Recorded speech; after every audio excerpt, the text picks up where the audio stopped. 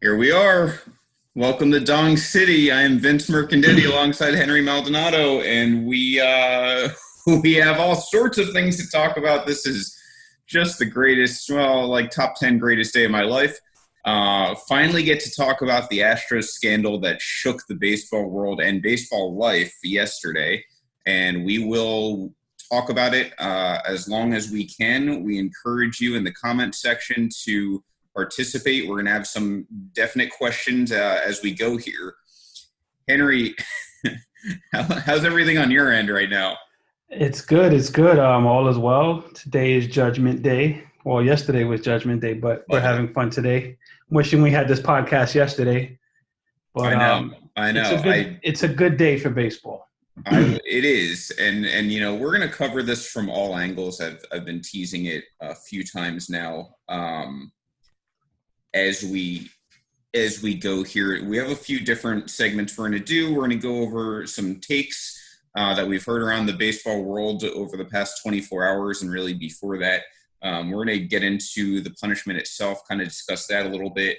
We want you to participate in that to a degree. I will get to that as soon as we get to that part of the show. And then, of course, we'll discuss some alternate repercussions that could have taken place. And then we'll get into the Red Sox, because that's going to come down the pike, too. So just so you know what you're getting into. But first, we're going to start with probably what will be my favorite segment, and that is bad takes. We've been searching baseball life, searching the internet for just obviously there's a million hot takes that have been going around. These are the top 10 worst takes we've heard. We're going to talk about them, tell you why they suck, and you should feel bad for yourself if you feel this way. And we're going to save the best for last. So, Henry, And just know they were not hard to find at all. No, not hard. They are everywhere. And Henry, I'll start you off with number 10. The age-old one. Anytime you get caught in a scandal like this, everyone is doing it. It's the first. Everyone is doing it, but not everyone gets caught. The Astros got caught red-handed. Hinch, and he was having press conferences, and he was laughing at folks. Kind of throwing it away when they were suggesting what was going on. Making a mockery of it, and he got caught red-handed. They're fucked. And I still think the punishment isn't enough, which we'll get there. But not everyone got caught. Astros got caught. Their hands in the cookie jar. This is all on them. Yeah, I mean, this is kind of like, why have rules? Why have a game if this is your mindset when someone gets in trouble, right? Like we have rules set in place. The Astros violated those rules, and so everyone knows. In case you've been living under a rock, this is what the actual scandal is, and this ties into some of the bad takes. The stealing signs in baseball is legal, and in a lot of cases it's encouraged. And if you talk to any baseball player, Buck Showalter was on earlier today on a radio show talking about it. Players get excited when they can steal signals. Like if they figure it out, that's a win for them. That's great. No one has a problem with that, and that's not what the scandal is. Right. I think it's the strategy is part of it. Yeah. You're peeking in for signs. You're trying to get an advantage if a pitcher's leaning a certain way, if his arms are set for breaking pitches differently than they're set for fastballs. Those are, strategic advantages that you look for. If you're on second base and you see between the catcher's legs, you're in the dong zone and you see him throwing down signs and you decode them, great. There's nothing illegal about that. It's on the field, which is how I've always been differentiating it when I get into these arguments. If it's on the field, that's fine. The problem with the Astros is that they used cameras that were, again, legal, but they used them in an illegal way. And they set up a pretty intricate relay system in order to, in real time, decipher these signals. They had employees doing this while they were in the dugout. And the employees would then decipher the signals and then send it in real time to the players, who then used a garbage can most of the time, although I've seen reports that they used other systems as well, especially on the road. They then used a relay system to the batter so the batter knew what pitch was coming. That's the illegal part. You can't use technology, and with good reason, and there's no reason to want to use technology to decode signals. That's not how baseball works. Well, they were being slick and very brazen, and they were very, we don't give a fuck about it. If you catch us, the garbage can thing, they acted like they were extras in the Broadway show Stomp. You've seen the videos on Twitter. People were deciphering them.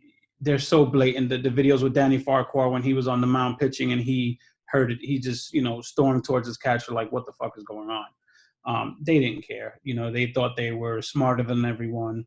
They thought they were better at cheating than everyone if they playing the card that everyone gets caught.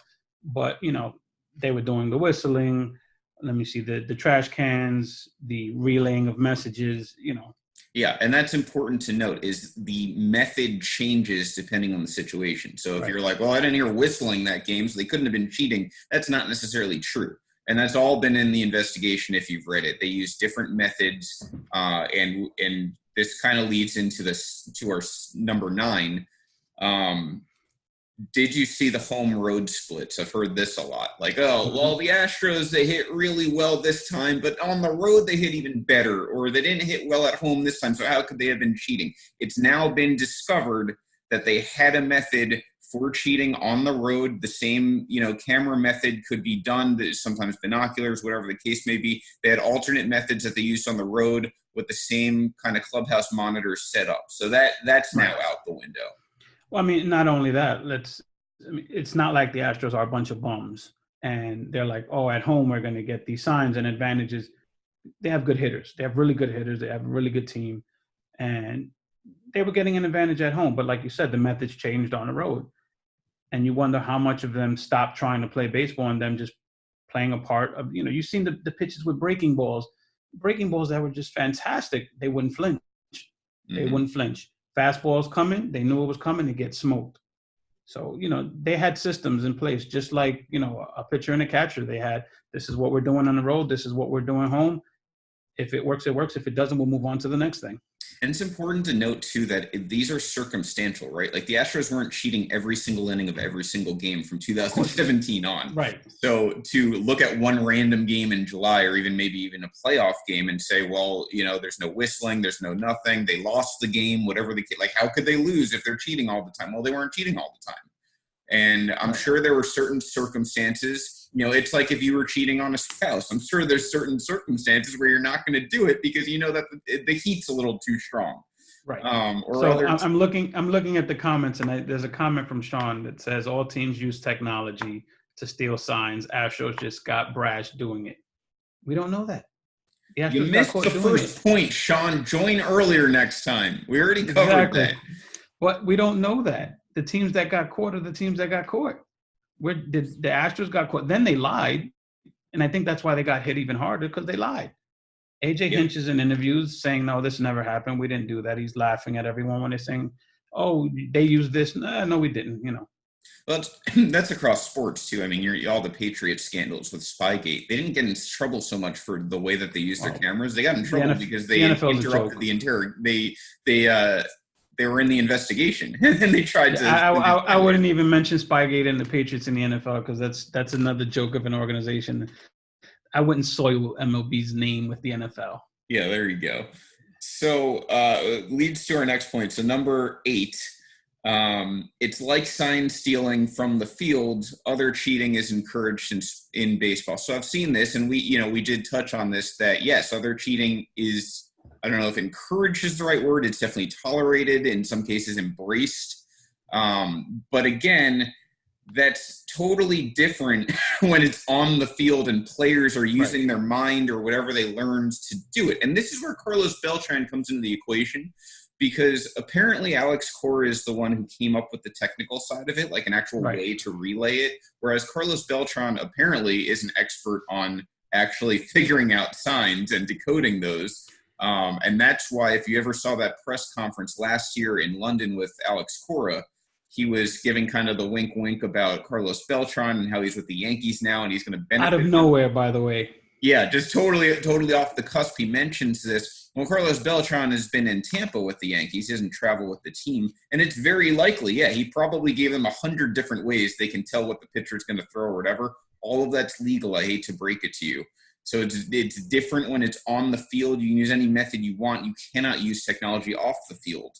Right. And I wouldn't even call it cheating on the field. You're trying to gain an advantage by using strategy, on the field strategies, whether that be, a little, dust on your hand, little things here and then, not the Michael Pineda pine tar, nothing that drastic. Right, or the entire Astros staff. Yeah. I'll tell you one thing. If you're doing stuff like that. Trevor Bauer's 1 for 1. You brought up Trevor Bauer. He's perfect. Trevor Bauer's embraced analytics. He's embraced spin rates. He's looking at how rotations affect his pitches and the breaking balls, and that's an advantage. That's what they should be looking to do. Make the changes to make this shit better. But more on Bauer, and we have a lot more from Bauer later, but he's 1 for 1. He said this was happening with the Astros. He also says that their entire staff pretty much uses pine tar to get a better spin rate. So we'll see. I'm not going to say that happened because I don't like accusing teams of doing things that we don't have proof of, but that's another rumor that's out there from Trevor Bauer. So let's get into the next one. And this is obviously going to be hitting close to home for us, Henry. The Yankees got caught too. I have heard this several times. Lies. And it's so maddening because it's not real. It never happened.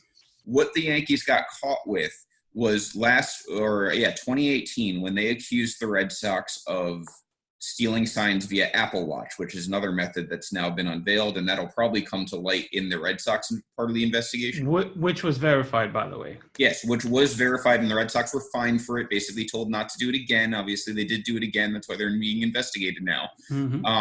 But that when that happened, it was against the Yankees. The Yankees were the kind of whistleblower, if you will. They accused the Red Sox of doing it, and they were right, just like they were right about the Astros. The Red Sox then retaliated and said basically the Yankees were stealing signals. MLB investigated the Yankees and found not that they were stealing signals, but that they were using improper use of a bullpen phone, and then further confirmed in their investigation of the Yankees it had nothing to do with signal stealing. It was just a technical improper use of bullpen phone, and they got fined an even smaller amount for it and no punishment. And that's it.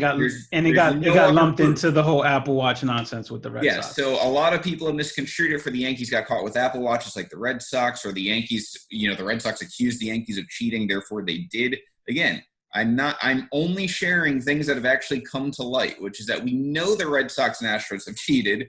We don't know anyone else has. The Dodgers have been accused, Yankees have been accused, Brewers have been accused. Plenty of teams get accused. Only teams who are guilty get caught, because that's what guilt is being caught and then punished for it. So that's the differentiation there. Right. Corey Decker, that's for you. Yeah. I'm sorry. Find the bias. Like, you want to say it's two Yankee fans defending the Yankees, find with the inaccuracy in that. It's totally just based on facts. Right. It's just the truth. The Yankees are an easy target. And if you're a fan of the Yankees, you're used to it. You expect it, and you have to deal with it. It's just part of being a Yankee fan. People come at you, and you laugh it off. You know what it's about. They want to be relevant the way we're relevant, period.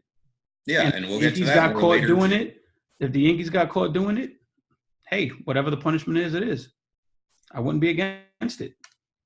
Number 6, it's just like using PEDs. So we saw this, and we actually we had some loose tie-ins from Roy Oswalt, who brought up the whole PED juxtaposition of punishment and whatnot.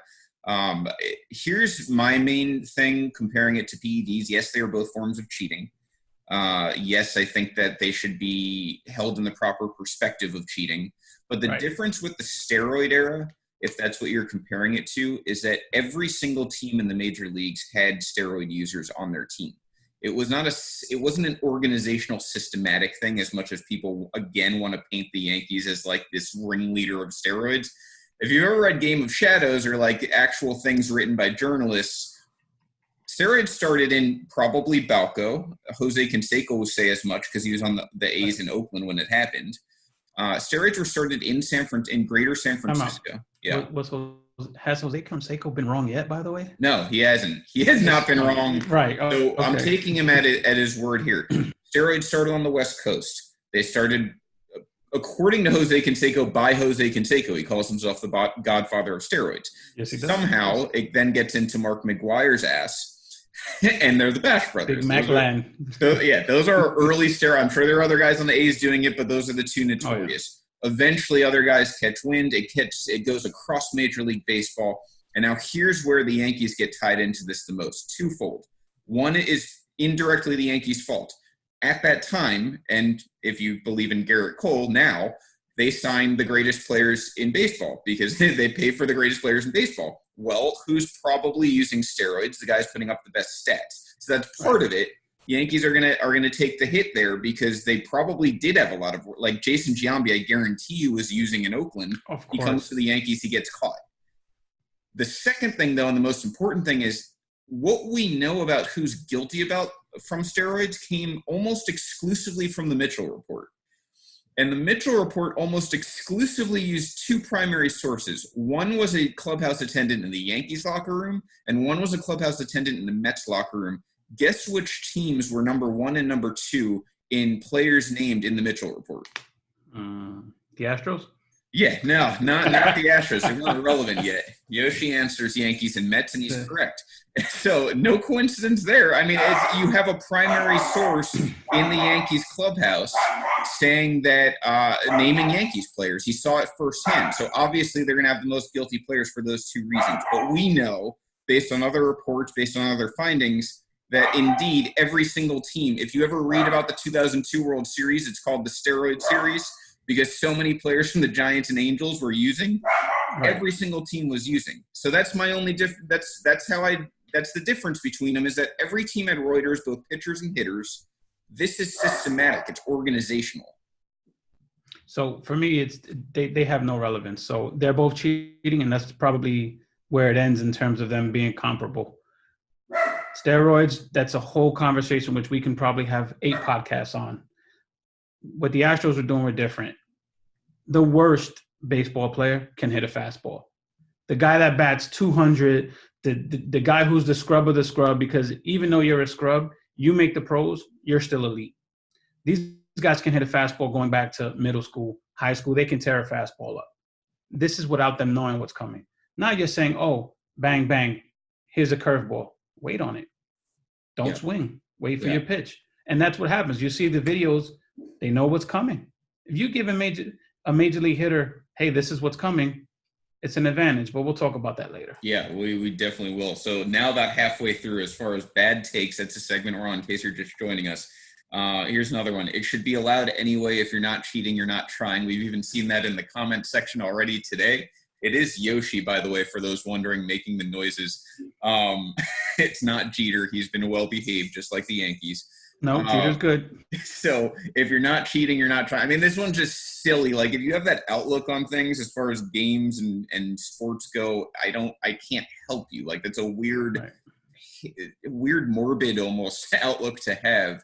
But case in point, there are rules set in place for a reason to make a competition fair. And when you break those rules, you are in violation of making that competition fair, and you affect outcomes of things unfairly. I don't know how better to put that. Well, I think I'll take a slightly different twist on that. And this is a baseball podcast. Vince and I happen to both be Yankee fans, but we can also be very objective. When you mention the Yankees, when the Yankees are involved, and in this case, the Astros beat the Yankees to advance to the World Series, you're going to have twice, unfortunately. But they beat the Yankees to go to the World Series. People love to see the Yankees lose.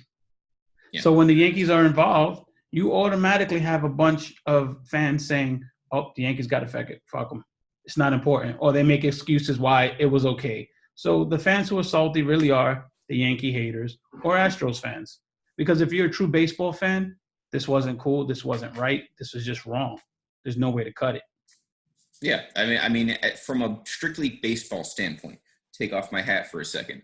Strictly baseball standpoint, this is extremely disappointing. Like, if I'm looking at this, if I'm, say, in Australia and I've watched one baseball game in my life and I'm trying to get into the sport, and then someone explains to me that, hey, by the way, 2 of the last 3 World Series champions, the people who win this thing, are now accused of cheating. Yeah. That's bad. That's bad. I mean, this is very black and white. Like, it doesn't have to be about the Yankees. The Dodgers got screwed too. It doesn't have to be about, if you're an Angels fan, you hate the Dodgers, maybe you hate the Yankees too. It's still bad for baseball. Like, that should be. It's a stain on the game for sure. Right. So that would be my first thought if I wasn't a Yankee fan. And then, of course, for Yankee fans, yeah, it's personal. And we'll get to that later. But, of course, it's personal. They are arguably, with the Dodgers, the 2 most impacted teams by this. So if you're a fan of them, you're having certain feelings. I mean, it's not like a weakness to admit that. Right. So it doesn't make anything that's being said wrong or incorrect or biased, though, unless you can prove otherwise. So on to the next one. And this one I've actually got some information for. The Yankees and Dodgers barely scored when it mattered most, so therefore the outcome wouldn't have changed, or it was unacceptable, or it was acceptable, or it's the Yankees or Dodgers' fault that they lost the World Series in ALCS. How are all of that tied into one? We'll start with you this time. What are your thoughts on that? I'm sorry, I got sidetracked. I was looking at the comments. Someone said check on Yoshi. He's being too quiet. He's okay. He's back under the blanket. He's a burrower, so we won't hear from him until my wife comes home, and then I'll go frantic again. They're more concerned about Yoshi than us. Yeah, I appreciate that, CJ Young. No, that take, that one, it's not a bad take. It makes some sense. You said the name of the game is outscoring your opponents. If you score 1 run, if you score 10 runs, you'd have to score more than your opponents to win. But the cheating wasn't just, hey, every single pitch. One pitch made a difference in that series. Right. One pitch. And to expand on that, let's look at it big picture first. Let's take it at that exact word, right? And low scoring Yankees fault. They only scored like 1 run the last 3 games in Houston. They won all their games in Yankee Stadium. Dodgers scored 1 run in Game 7 of the World Series. Yeah, every home team won that series, I believe. Yes. Both ALC, yeah, maybe. So. No, yeah. I think in the Dodgers there might have been some mixing. Yankees definitely. No, I meant the ALCS. Oh, okay, yes. Yeah. Astros had home field. They won games 1 and 2. Yankees won 3, 4, 5. Astros 6, 7. Yeah. So every home team won. So but let's look at this big picture. In 7 games in the 2017 ALCS, Yankees outscored the Astros 22-20. That was total, all 7 games. And the reaction by some is, how could the Yankees have won that series, which cracks me up because they outscored the Astros, and it's right. Like every single run mattered if you look at the big picture. 2 games in Houston decided by 1 run. So we're looking now at the whole series, not just Game 7. That wasn't the only game that was played. 2 games in Houston decided by 1 run. The second of which was Game 2, decided by a walk-off. And the reaction is the Yankees didn't score enough. So how about Houston scored at all, and we have no idea if it was legitimate? Carlos Correa in that Game 2 has a home run opposite field. It goes into the half of the first row, and then he has the walk-off double. Maybe Carlos Correa was getting signals that game, and that's why he was the only one to hit the ball so well. That final inning with the walk-off, Jose Altuve hit an infield single. He didn't hit the ball particularly hard, and then he stole second. Carlos Correa then drills a double. It's fragments of time. But maybe Houston, as cowardly as they were, starts to panic at 0-0 in that game. It's 0-0 in the 4th in that game. When Altuve reaches on the infield single, they go to their system.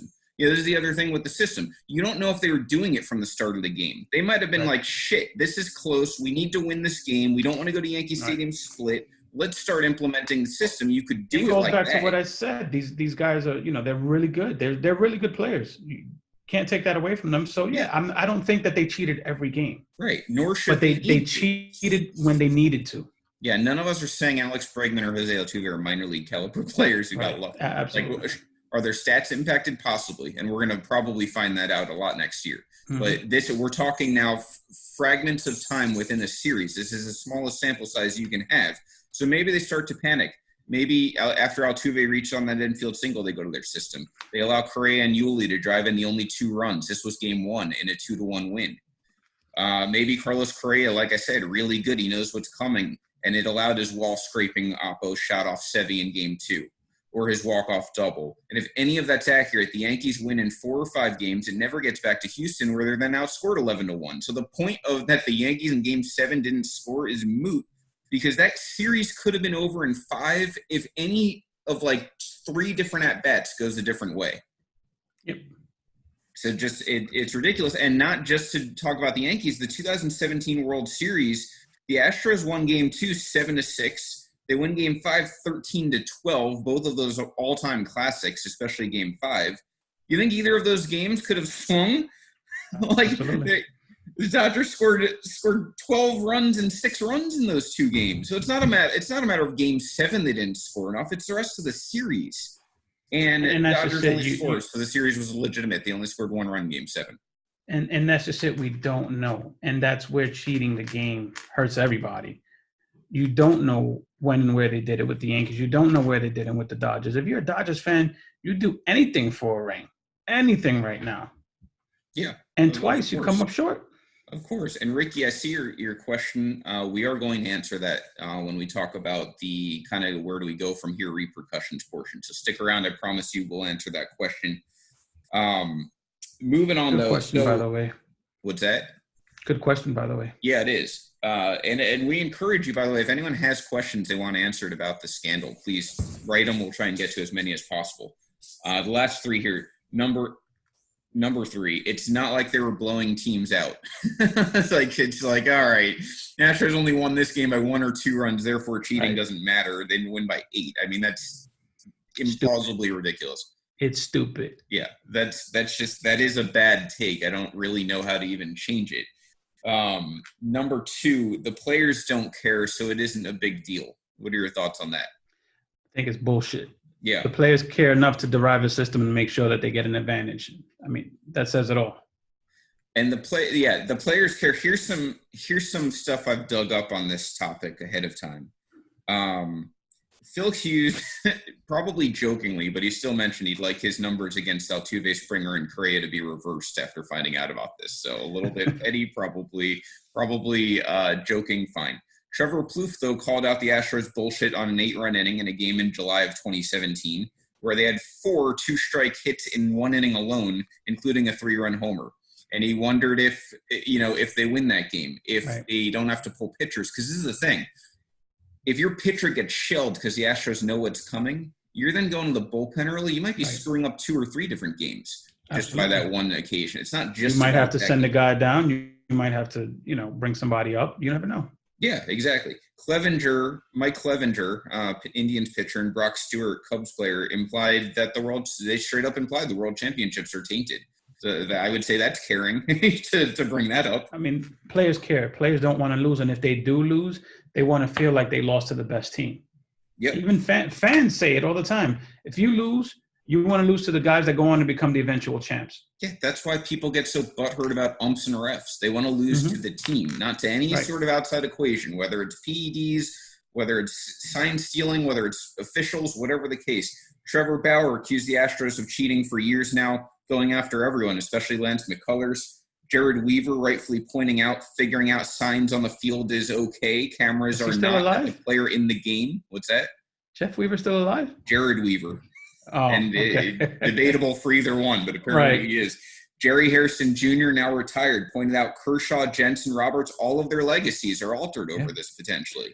And Kershaw, what was it, game 2 he pitched? I think so, yeah. He spun a gem and still took the loss. Oh, that game too, yeah. So that taints his legacy because what's the thing with Kershaw? Oh, he can't win the big game. And he's actually been pretty good lately, but no one talks about that. And this is another hour to hang on him. Yeah, absolutely. Johnny, we're definitely going to cover what we think about Alex Cora, so we'll get to that. Renee, good point.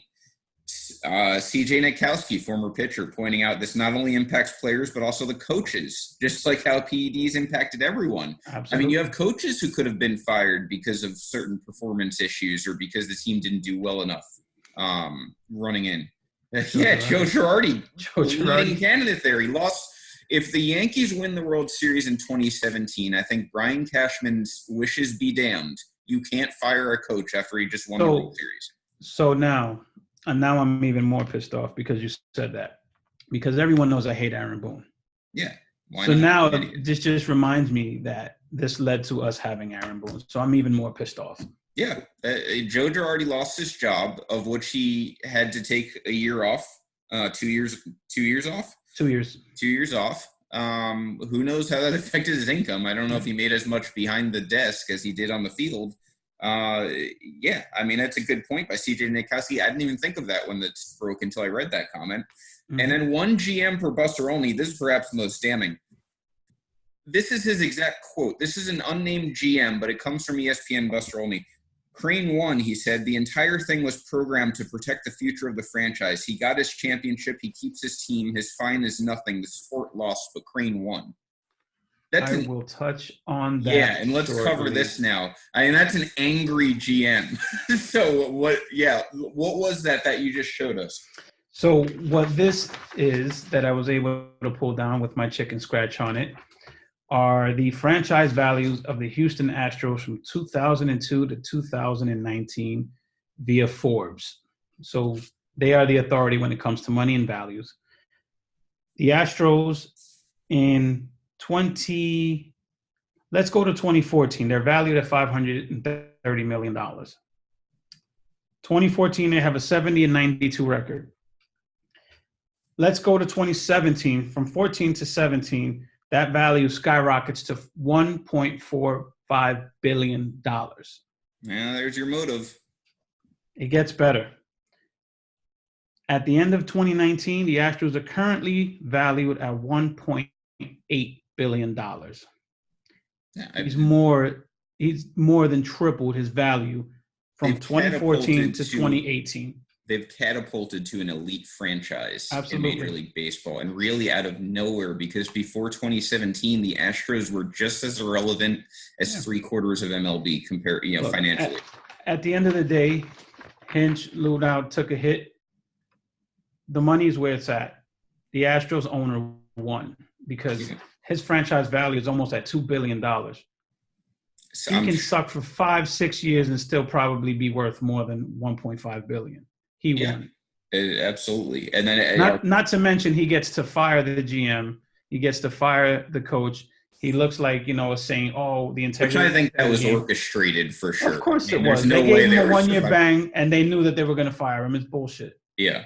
Now here's our favorite take. And then we're going to run through the next segment pretty quick. But here's our favorite take. It doesn't even help anyone. This has been said now multiple times. It doesn't help anyone, which is just, you have to be just the biggest moron on the planet to have this opinion, because the entire sport of baseball at any level revolves around this. Alex Rodriguez is one of the most known guest hitters to ever exist. His entire career was based around trying to figure out what pitch was coming. Imagine if he had a way of knowing that ahead of time as consistently as the Astros did in 2017 and possibly beyond. That take is the worst of them all. You're either a complete moron or you're just trolling, because there's no way a true baseball fan can truly believe not knowing what pitch is coming is not beneficial. You're either trolling or you're dumb. It's that simple. Counts. Like, that's what drives it. What's your average 0-2 against 2-0? You know what I mean? Like, it's just, a slider's coming. That's compared to a fastball. The whole aspect of pitching is based on changing speeds.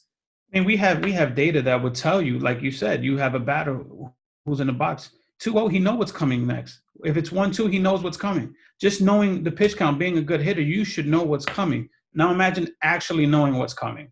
Yeah, it's insane. It changes counts, it changes outcomes, it changes how hard you can hit the ball, it changes what pitches you're laying off of. And I'll tell you one thing, if the Yankees ever did get caught doing this and actually got caught where it was investigated and they were found guilty, I would want Gary Sanchez and Giancarlo Stanton in particular kicked out of the entire sport. And the reason is because if they're not laying off sliders 3 feet off the plate and they fucking know that they're coming, that's insane to me. They're the dumbest people to ever live. I would want them out of the sport immediately. They should be hitting dongs if they know what's coming. Yeah, you can't tell me in that Giancarlo at bat against Craig Kimbrell in the 2018 ALDS he had any idea what the fuck was coming, because he was awful.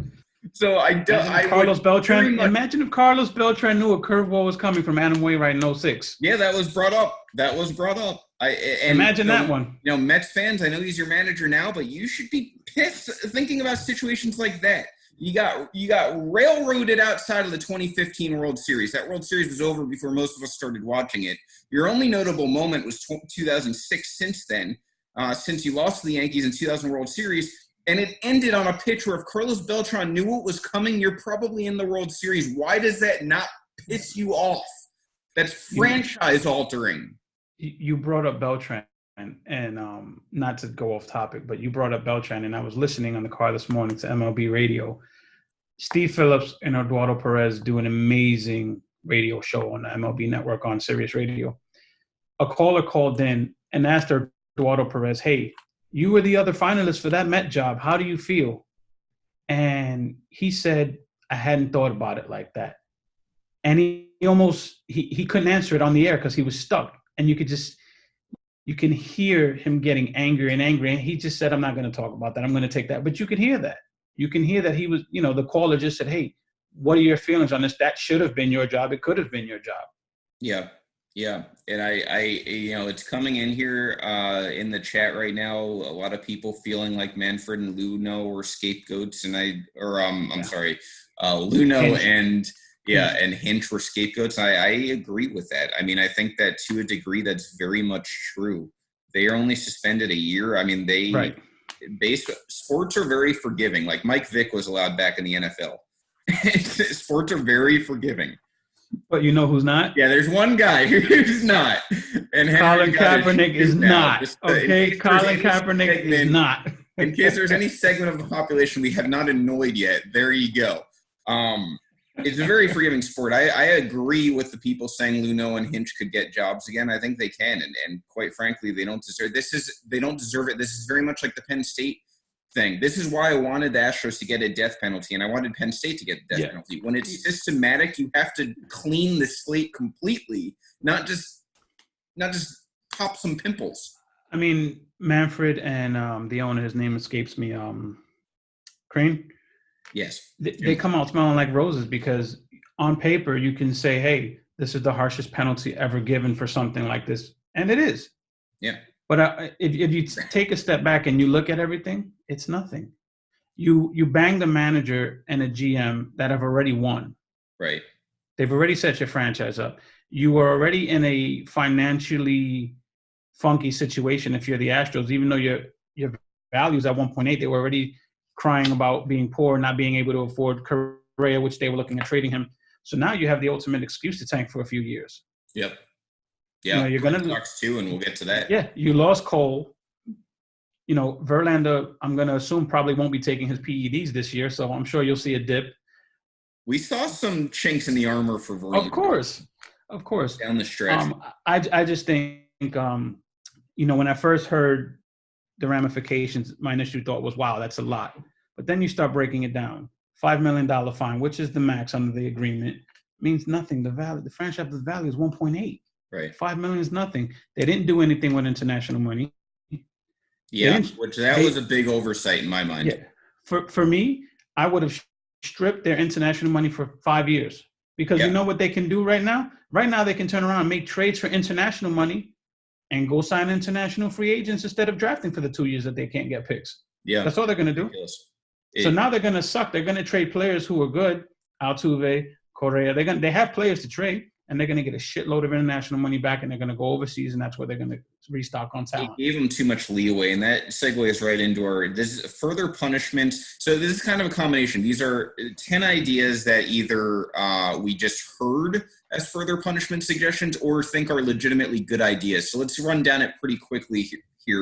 We'll start with number one. We already addressed it. Draining international pool money. We are unanimous in that should have happened. They should have been drained at least as long as the draft picks. And quite frankly, I think all of that should have been at least 3 years. I would say 5. Yeah. You have to make it hurt. Right. Second idea, taking away this was shared last night. I hadn't heard this before. Taking away World Series from the players who won them in 2017. I kind of like that idea. At least that's a way to hold players a little bit accountable, is hit them in the Here's my problem with that one. I like the shares aren't a lot of money. And what most teams do is they turn around and they share that money with clubhouse staff and personnel like that don't get acknowledged.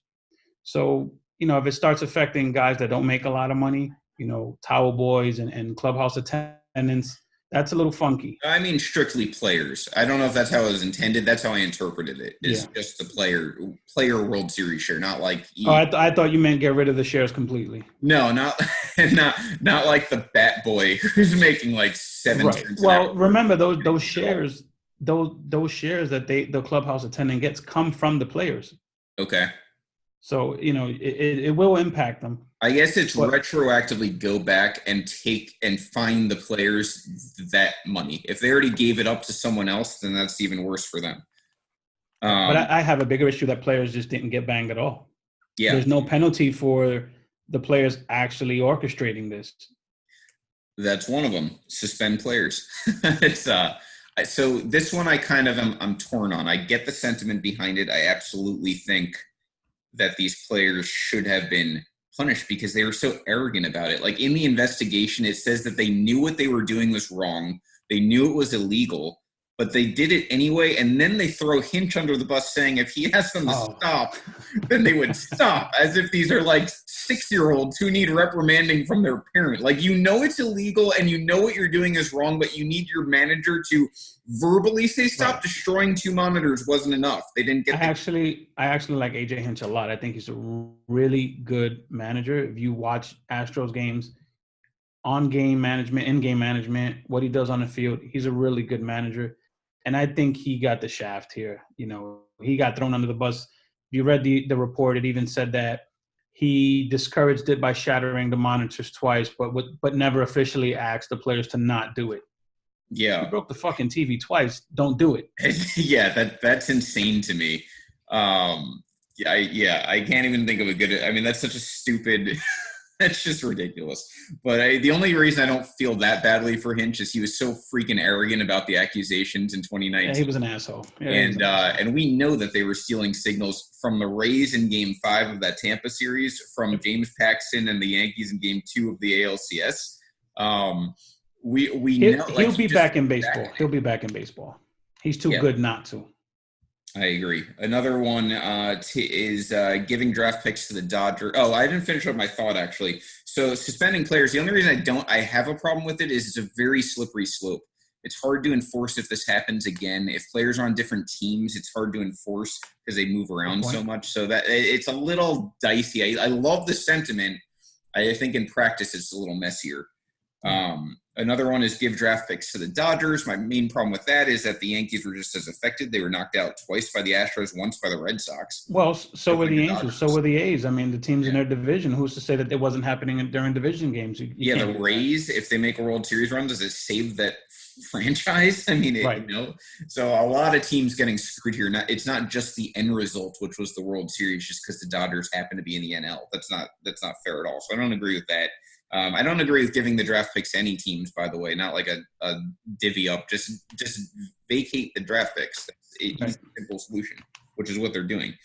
Jim Crane should have been suspended. I think we're unanimous on that. Steinbrenner got suspended for less than that, digging up info on one of his players. I mean, this to me is worse. I don't care if you're the owner and you claim innocence. Again, it's systematic. Like once this has been going on and it reaches the front office, I am liable to believe every single person knew about it, even if they weren't involved with it. Of course they knew about it. And you have to punish from the top down when that happens. Didn't happen with Penn State. Didn't happen with the Astros. Disappointing.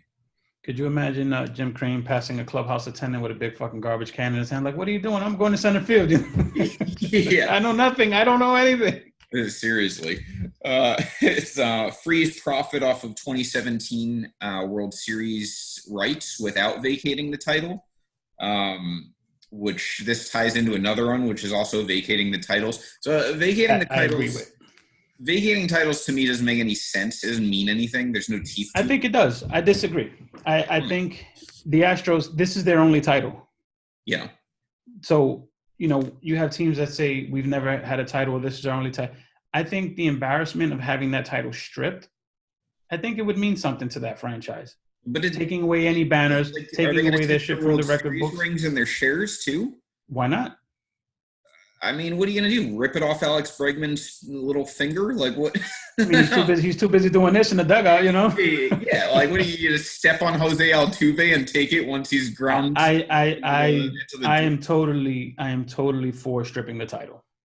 Okay. I think you remove it from the books. There's no World Series winner for 2017. There's precedent for that during the strike year of '94. There's no World Series. I don't have a problem with that part. Like the historian in me is not going to be like, well, no one won. My problem is that it already happened. They already won. They already benefited from it. So how much can you? Vince, imagine your future child. You're in the Hall of Fame, 2017, and it's just, Dad, who won the World Series? I could just see you now. Just I could see it. I'm gonna explain. Son, let me tell you. I'm gonna be like, the Astros won. They were pieces of shit. This is why. And my kid will be like 8. Be like, what does shit mean? So there's another. All right. So we disagree there. I mean, I do wish that they could freeze the profit. I don't know how that would be played out. Like they can't advertise they won. That would be fine with me. I think that's closer to. It's hard to monetize how that was. Yeah, exactly. Advertising revenue. It's hard. What do you do with the money? Right. Players ineligible for the Hall of Fame who are on that team. That actually I think is a little too harsh, especially if we're going to start allowing PED users, which now we have. And there might be 3 more coming in this year. I don't think that makes sense, especially like someone like Bregman was a rookie in 2017. Yeah. I mean, I don't agree with that one either. Even if he's been cheating the first 3 years, which I do think the Astros have been cheating through 2019 in some way, that doesn't make sense. So let's take a 3-year window. If you're a Hall of Fame caliber player, you're good for more than 3 years. Right. You got to be good for you have longevity behind you, and whether you like Altuve or not, he's a Hall of Famer. Yeah, I mean, none of these. This isn't going to change anything. None of these players, even in a 3-year sample size, are probably going to have their legacies changed any which way. So, and they shouldn't. Yeah. We covered takeaway titles. This one I thought was interesting. Again, I don't know how it would be in practice, but I think it's more funny than anything. Not allow technology for the Astros of any kind for also 2 seasons, which I think that's a brilliant. Just on strength, I agree. What's that? Just on the strength of it, I agree with it. No matter how dumb it is, I agree with it. You can't challenge, there's no replay allowed. It just, you can't use tape to review at bats. All of that I'm fine with, yeah. They have to wear old, the little pocket watches. They can't even have, digital watches. Yeah. No technology. Stone Age. I think that's a great suggestion. But again, I have no idea how it would be done or enforced or anything like that. So those were just some other ideas that were kind of tossed around. What we want you guys to do, those that are listening, give us more of that. Go in right now and comment. What would your creative punishment be for the Astros that we didn't just list? And the best ones that we get, we'll start reading out as we go along here. And we're going to move on in the meantime to further repercussions, right? So we have a couple of things still going on. We have the Red Sox, which we're going to get to in our last segment. And we also have further repercussions. We discussed players and coaches are affected by this. There's been people who were demoted. They might have lost out on arbitration hearing goes into this. Coaches might have lost opportunities to, be coaches at other teams. Yeah. I mean, can you imagine a player who, say, is really strong in their first 2 years in Major League Baseball, pre-arb years? They're getting paid peanuts relative to everyone else. That 3rd year is the first time. It's almost like a mini free agency year because you're going into arb next, and then you're going to start arguing for your salaries. Right. And then you face the Astros. Maybe you're in the AL West, and you face them several times that year, and you just get shelled because they know what pitch is coming. And, you look up, if you have 1 8-run outing, that affects your ERA on the season. I mean, that's no small potatoes there. It could be a guy that's, on the come up, somebody who's coming up and they get their chance and, they get smoked in a 3-game series against the Astros and, back to right on the bus you go. Yeah. And sometimes it's so hard to get back. You have one bad weekend in MLB. Sometimes it's really, you fall behind the pecking order. You could lose confidence is another one. You get shelled as a rookie by the Astros. You're headed, or someone else who's cheating. You're headed back down to the minors, and then all of a sudden you don't trust your stuff because I saw what that next level was like, and they knew every single thing that was coming. That can fuck with you for sure. Yeah, there's a whole psychological aspect to it that you'd have to delve into. Yeah, I draw and quarter the players in public square. I like that. I am all about that. I would love to just see some public executions take place. Derail the train in the stadium. I don't know. That would be great. But I like it. Yeah, Wendy, you're on the right track. We're going to mention Pete Rose, Sean. I know we're going to mention him at some point in this podcast. Well, Sean is just being a dick because He he knows it's a keyword alert. Yeah, So he wants us to have more work after this is done. Change the name to the Asterisks. I've heard that quite a few times. I think it would be funny. Yeah, these are all good so far. So another thing too, civil suits. This was brought up by one of the baseball lifers earlier today, and it actually has started. One of the Dodgers fans is starting a civil suit, a class action civil suit, because they feel like they've been robbed as season ticket holders or people who are at those World Series games that they weren't actually seeing what they were seeing. I don't think this has any chance of winning. I feel like there's no precedent for it, but what are your thoughts on that?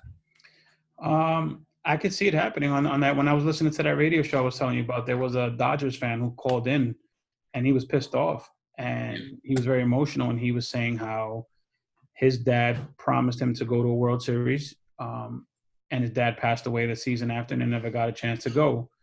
He said he promised his son to go to the World Series. They took out a loan. They ended up going all the way to Houston to catch a World Series game. So I could see civil suits coming. Yeah. How successful they'll be, probably not. When your franchise is valued at $1.8 billion, I'm sure you have some really good lawyers on your payroll. But yeah, I could see it coming. I don't know the law perfectly, although some might say that I act like a lawyer sometimes. But I can't see any sort of precedent for them winning that case. I think it just won't happen. I do like I get them in litigation. I have no problem with that. You want to spend your money and just like ruffle the Astros feathers a little bit, I'm all about it. I'm all about drawing and quartering, so I'm all about that too. Again, keep them coming as far as creative ideas to punish the Astros. I think the train one's my favorite, even though it would have no repercussions whatsoever. You could make the train, make the MTA take responsibility for the train. See how that goes. Yeah. Oh man, these are good. So yeah. How about we send De Blasio over to be the mayor of Houston? God, that would work. That should be a pretty good punishment. Plenty of politicians there that we could say, especially from New York to Houston. That's a pretty big culture shock. But last one here to bring up too is other teams might now be in different states of contention due to fraudulent outcomes. The Yankees, I think, are fortunate in this regard because it's hit them on the front end of their World Series window, and they're still in it. Like, they're probably the favorites as of right now to win the World Series in 2020. But we've talked on this earlier, 2017, 2018, 2019. Those are all years they could have won the World Series, and now we have, there's gray area on all three of those years. Right. Nationals did get theirs, but, the Dodgers are still competing. So none of those teams were affected, but there could be other ones too. You look at who may say, okay, the Astros are so good, we're not ready to compete yet if they're in that division. Or you look at it and you say, we don't have a shot in the AL between, whatever. Or in the NL West, same thing. Right. It could impact. I mean, these are year-to-year things. It could impact the way that franchises see themselves. Yeah. I playfully saw someone suggest that they get sent back to the NL as punishment, and I responded that would actually be a benefit, not a punishment. Yeah, I'm not trying to give them like a guaranteed wild card for the next 5 years. Yeah, for sure. The funny thing about the Astros, this is the one thing, by the way, about their punishment. I don't know if anyone's mentioned it yet that I actually like a lot. It's that it's 2 years, and I think they did that partially due to the collective bargaining that's going to be coming up here at the end of 2021. But it's 2 years, and it coincides with the Astros losing basically the rest of their team, like payroll. Like, they're going to lose Greinke and Verlander after 2021. Springer's in a walk year this year. They already lost Ozuna. They lost Cole. So that great pitching staff is pretty much decimated in the next 2 years, and they're probably losing their outfielder, one of their best players in Springer. Correa, I think, will be a free agent after 2021 as well. Yeah. So not having those first two draft picks could be a legitimate, particular to them, it could hurt them. But I personally think the Astros should be rebuilding by 2022 anyway. I agree, and that's why I said, not doing anything with the international pool doesn't do anything, because what they'll do is, any smart GM, they'll just sit there and trade for international pool money over and over and over, and it gives the Astros a perfect reason to tank. Yeah, and those fans are loyal. They're going to fill up the park no matter what. they're going to win 75 games, 74 games. They're going to sell out, season tickets. They're going to benefit financially and field a shitty team. Yeah, I mean, that's all valid. We have a couple of other ones here. Remove Crawford boxes, have a real left field. I completely agree with that. Between that and not knowing what pitch is coming, I don't think Jose Altuve is more than like a 12 home run hitter. My personal opinion there. Force them to use a visitor clubhouse at home. That I actually think would piss off the players so much that I love it. Can you imagine, there's just no place where you get great amenities. You're just always like a road, I like that one. That's a good one. Paper bags over the heads. Okay. that could be a hazard as far as playing with paper bags. I don't know if you meant the fans. Game starts 10-0. I wish that would never happen. That's unfair to everyone. So just bang some more garbage cans and tie it up. Yeah, there's and I saw earlier no garbage cans allowed in the stadium. I love that. Everyone just sitting in their own garbage. Further repercussions that we haven't talked about, I think that just about covers them. Now let's talk about the final thing here. I just want to touch on something that, we talk about repercussions, but we didn't talk about the flip side of that, which is players and coaches that benefit from it. If you go back and you look at Altuve's stats, his best offensive season was 2017. Yeah. He turns around and signs a monster contract. So, he's a really good player. He's a great player. But he had his best offensive season the year that they're caught cheating. Did he have any incentives for an MVP? I'm curious about that, too. I wonder. Let me see. Someone lost the MVP that year. Someone should have been the MVP that year. I can't remember. Yeah. In hindsight, we should probably thank Altuve because that probably hurts Aaron Judge's arbitration hearings that he doesn't have an MVP. Did you see what he quietly did on Twitter? Yeah, removed Altuve's. Congratulations. He went back and removed the post. Anyway, so that is my kind of petty. We promised we'd talk about it, and that's the Red Sox, right? Because this isn't over. I mean, even with the Astros, I don't think it's over. I think there's going to be other shoes that drop here as we go through the 2020 season, as much as Major League Baseball, by the way, apparently has a gag order on all the other teams not to talk about it. Yeah. Which is just to give you where their head's at. They want this to go away. I don't think it's going to go away. Media is usually good about not letting this stuff go away. Well, Beltran's in the biggest media capital of the world. Beltran's going to field questions in New York. On the Mets, I mean that I'm okay with it, I think, but that's not, that's going to be a story at some point. And it depends. One thing Eduardo Perez did say is that when he was being interviewed by the Wilpons, they did ask him at the end of the interview, "Are there any skeletons in your closet?" That was the point blank question that they asked him. So you would imagine that they asked Beltran about this scandal. Yeah, maybe he was honest. I think that's part of it. I think player immunity was in part because they interviewed like 68 sources and needed honesty. He froze up there, so I'm just going to continue. Well, Beltran in his press conference. Okay.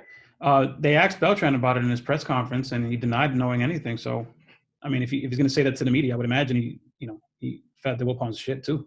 Yeah, that's bad. And the only one who's probably in more hot water is Alex Cora. So now let's talk about the Red Sox as we finish up here. This is a lot of moving parts with this organization now. They have the 2018 World Series, which is now tainted. I mean, there's no other way to put it. It's they're being investigated. They wouldn't be investigating this right after the Astros if they didn't know something was going on. And the Red Sox have been caught twice already doing something along these lines with the Apple Watches. They actually were caught. So to be caught and then have this happen, that can't be a good look. And Alex Cora is the architect for both, for the Astros and the Red Sox. So he's not in a good spot either. And this was, by the way, a boy wonder manager. You remember how smug people were about his management in 2018? I actually think Cora was with the Astros when the Apple Watch stuff happened. Apple Watch stuff was 2017. He was with the Astros, right. But then again in 2018, I believe. Right. I think because the memo came out in 2017 saying, hey, stop fucking around, everyone. And then Cora being the architect with Beltran, I think Cora's he's going to be thrown under the bus.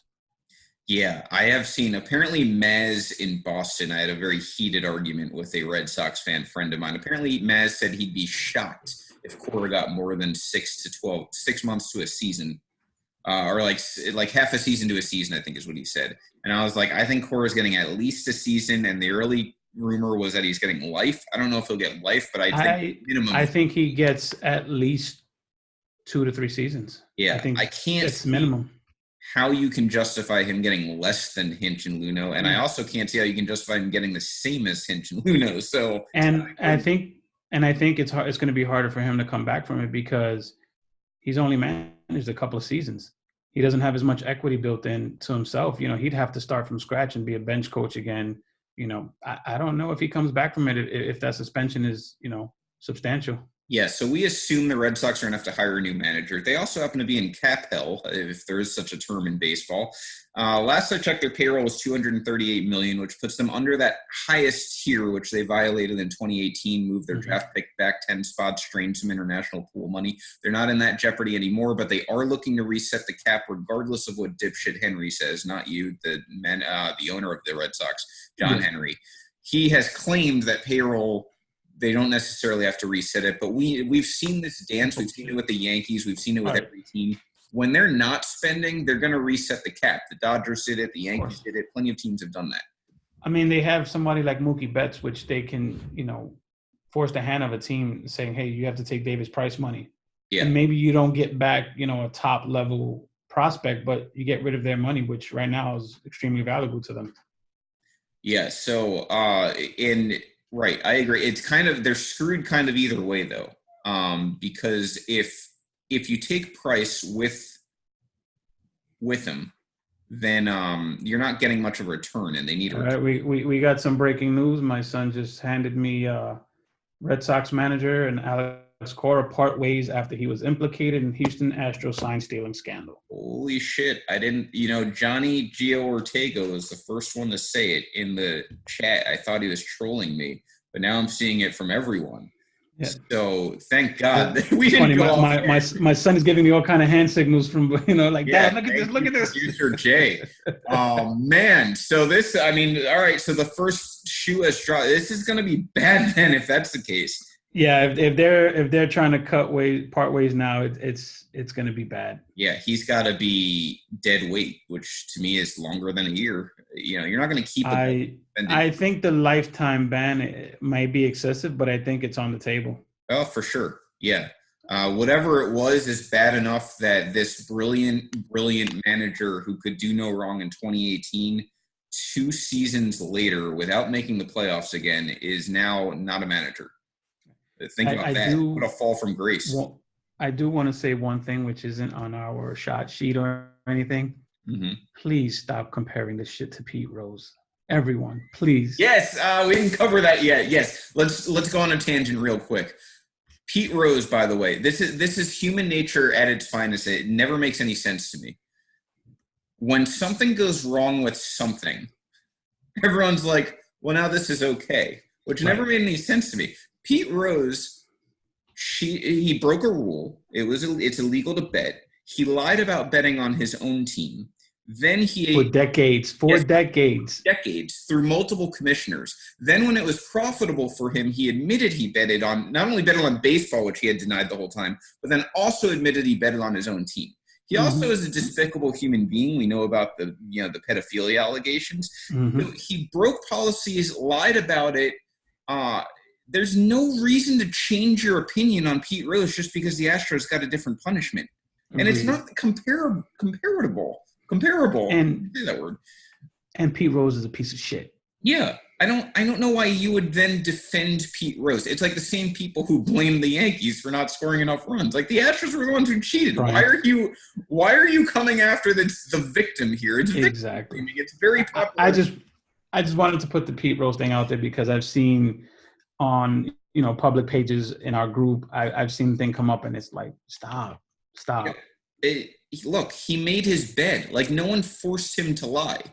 If he had been contrite or didn't then admit it when he was going to make some money off his book deal. Right. He only admitted it when he needed money. Yeah, he made his bed. He's lying in it. Let him lie. There's no reason to make another bed for him. He's done. We'll have the Reds Pete Hall of Rose. Fame, by the way. We'll have Pete Rose, the player, in the Hall of Fame, and his name will be Ichiro, so that's fine. Right. Yeah, I mean, I've been to the Reds Hall of Fame. He's in the Reds Hall of Fame. They didn't whitewash him. If you need your I didn't know that. Go into the entrance of the Hall of Fame in Cincinnati. It has every single one of his freaking hits lining their walls. So they still love him over there. Go there. He doesn't need to be in the real Hall of Fame. He made his bet. He's done. Yeah, I agree. I just wanted to bring that point up because I've seen that all over the place, and I'm like, stop it, guys. Very fair. By the way, I don't want everyone to hear the term Cora and the Red Sox mutually parted ways. That's ridiculous. I guarantee, if all things equal, Alex Cora could have remained manager of the Red Sox. He would. So let's not make it what it isn't. No, I like I said, I think Cora's is done. I wonder if Joey Cora is like, fuck, man, my name's attached to that. Because Joey Cora is a good manager. He's also a good baseball guy. I'll never forget. Yeah. Runs in the family. Joey running out of the baselines, Cora, multiple occasions. They're making Puerto Ricans look bad. Not a good look. Yeah, not a good look for you guys. But yeah, so going back to the Red Sox, really tough spot because if you trade Price with Betts, if that's even possible, you're going to have to eat some of the money, probably like a third of it, $20-30 million per year. And you're not going to get much of a return because someone else is absorbing a lot of money. Correct. So it's not much there. And if you're just trading Betts, I don't know what the market is for him. There's only a few teams who probably could fit. Like if you ask me, do 29 other teams want Mookie Betts? The answer is yes. He's a fantastic talent. They want Mookie Betts, the player. They don't want Mookie Betts, the money. Right. I mean, he's making $27 million. That's not that far under what his market value will be, which will probably be like $36 to $40 million a year, I would think, next year or 2021. But he's an outfielder. I mean, there's only so many teams who are in contention now, can absorb $27 million on their payroll, have a return the Red Sox would want to justify trading him, and have space in the outfield / in their lineup with either the top or middle. He can hit either place for the 2020 season only with no guarantee that they can extend him. Yeah. The only way they can do that is by taking back a shitty contract that has 1 or 2 years maybe left in it that'll still put them under the cap so they can reset. Other than that, you have Betts' money, you have Price's money. You need a team that can pay for it and who's willing to pay for it. Yeah, so I mean, this whole notion that the Red Sox are going to get this crazy king's ransom, I don't think it's happening for Mookie Betts. I think they can get maybe one great blue chip, like a May from the Dodgers or Gonsolin and Ruiz, two lesser prospects. If it is the Dodgers, it's been the only thing with steam. But I don't think you're not getting their top 3 prospects for Betts. You're not rebuilding the Red Sox farm system with the Mookie Betts trade. I wonder if Mookie is willing to sign an extension with the team once he gets traded, or if he's going to bet on himself he has one more year. Several times he will not sign an extension with anyone. Now, to your point, if someone's like, hey, we'll give you $400 million, probably taking it. But I don't think that's going to happen. Yeah, I mean, Mookie is a great player, great defender, great talent. Any team would be happy to have him. It's just, what will that contract be like? How will he age? Yeah. He's not the biggest guy, That's another thing, too, and I don't bring that up that often, but he's not a big frame. Those wrists are only going to last so long. He's built on speed, which is, we know from Ellsbury, the last thing you want to build a player around. I think he's Carl Crawford 2.0. I could see it. I think he's built like Crawford. I think he's going to get paid, and like Crawford, I think once he gets paid, you'll start to see the decline. I've talked to Sox fans who also believe that, so that's not just like a hater thing. It's I think by the time I enjoy Betts as a player. I love watching him, and the guy. I'll talk shit because he's a Red Sox player, but he's an amazing player. You can't not watch him play and not appreciate that. I can see him though. To your point, when he's about 32, like having that drop off as opposed to maybe 35, 36. I feel the same way about Aaron Judge. So I'm not here to. I'm an equal opportunity. Aaron Judge is too big to be in the game that long. Yeah. If I'm the Yankees, give him an extension now, buy out some Arbias, slap 3 or 4 years on top, and call it a day. Right. And hopefully Judge has the wherewithal to accept that, or else you get a Jeter situation where Cashman's going to be like, go try the market, see what you get. Brian Cashman is not above telling a player, suck my dick. I mean, the first one. We have the first one. Dong City's been christened. But anyway, so yeah, so I mean, I think all of this is a perfect storm for the Red Sox to get rid of Betts. You keep Devers, Bogarts. You have to keep Sale just because of his contract. And then you tank this year, and you have to start getting those draft picks and reset the cap and get pool money. You got to rebuild that farm, buddy. I think Sale has a no trade clause as well. Contenders again. Yeah, I agree. I agree with all of it. And like I said, I think Sale has a no trade clause. So yeah, even if they wanted to trade him. With the Sox history, you're probably looking at like 2023, 2024 before they're going to come out of nowhere and make a World Series run. It's what they do, man. Although without they win a chip, they suck, and if they'll actually be successful this time.